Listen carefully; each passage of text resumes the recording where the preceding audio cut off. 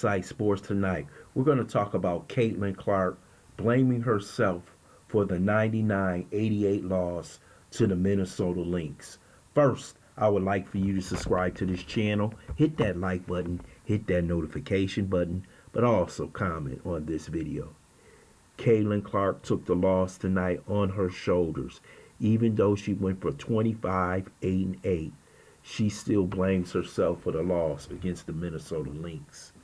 And it's so good to see a modern day superstar take the blame on his or herself instead of putting it on the rest of the team, blaming the officials, blaming the crowd, blaming the ball. She said it was my fault. And they had a disastrous third quarter in which Minnesota took over the game.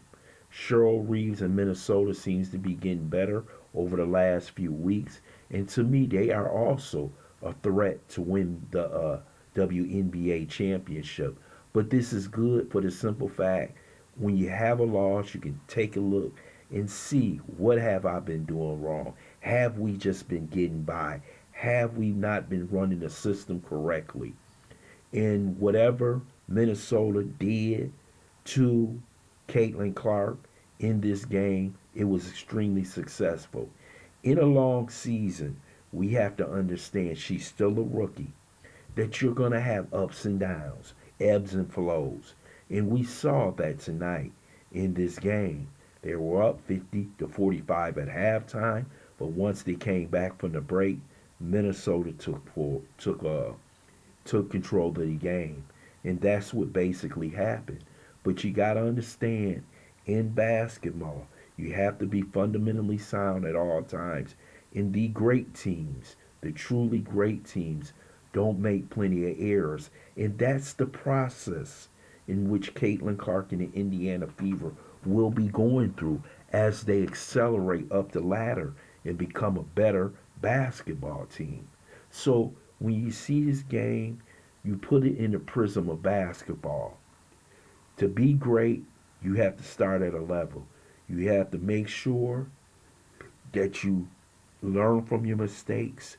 When you get better, you don't turn over the ball as much. But you have to understand this is how it's done. And for her to reach that level, she's going to have to take steps.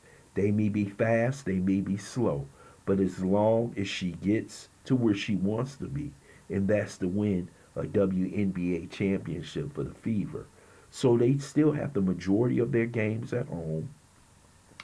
I know the Caitlin Clark haters are out there celebrating tonight because every time she loses, they're celebrating. Well, maybe they want her just to apologize like Cindy Brunson said, this nutcase.